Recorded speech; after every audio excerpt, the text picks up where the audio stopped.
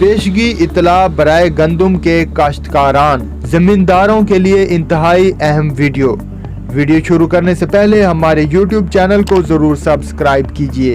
माह जनवरी टेम्परेचर गिर जाने, धुंध या स्मॉग और बादल छाए रहने की वजह से सर्दी का सख्त तरीन महीना होता है। गंदम की फसल हमेशा ही स्ट्रेस यानी के दबाव में रहती है। अल्लाह ताला के राज तो कोई नहीं जानता, मगर इसकी दी हुई अकल के मुताबिक इंसान ने बहुत तरक्की की है।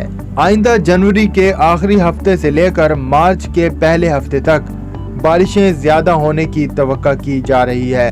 अगर फरवरी में बारिशें हों, येलो रस्ट जर्दा कूंगी आने के चांस ज्यादा होते हैं। कोशिश करें कि वस्त जनवरी के बाद 15 दिन के वक्फे से सल्फर WDG 80% वाला 300 ता 400 ग्राम और फसल की हालत को देखते हुए यूरिया 2 ता 4 किलोग्राम की स्प्रे करें। यूरिया कम रखें, ज्यादा यूरिया से भी रस्ट ज्यादा हमला करती है। सल्फर फिंजीसाइड होता है।